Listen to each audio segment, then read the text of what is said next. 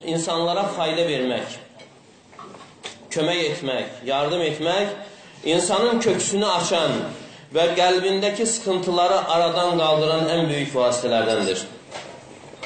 Sıxıntı yarandısa, bir miskin axtar, kasıb bir insan axtar.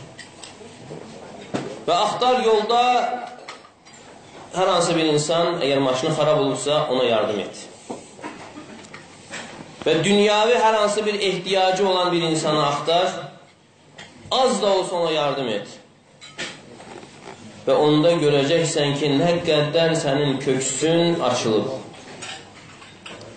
Nə vaxt qəlbin, köksün sıxıldısa, müsəlman qardaşlarına fayda verir.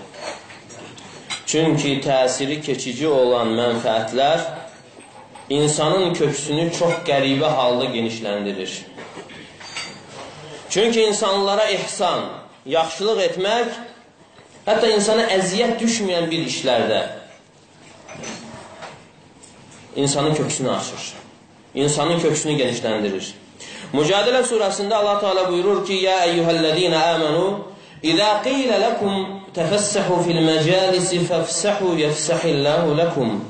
Ey iman gətirənlər, sizə deyildiyi zaman, məclisdə olduğunuz zaman sizə deyilərsə ki, yer verin, genişlənin və siz yer verin ki, Allah Teala da sizin üçün genişləndirsin.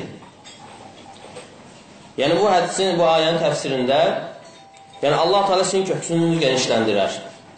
Əgər siz başqasına yer versəniz, məclisdə, izdiham olduğu zaman, yəni Allah Teala sizin üçün genişləndirər, yəni sizin köksünüzü genişləndirər, sizin ruzinizi genişləndirər və sizin üçün qəbrinizi genişləndirər.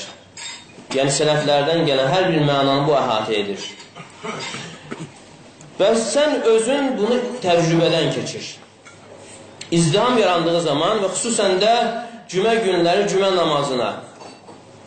İnsanlar namaz qılmaq üçün yer axtardığı zaman özün yoxla. Bir kimsəyə yer ver namaz qılması üçün.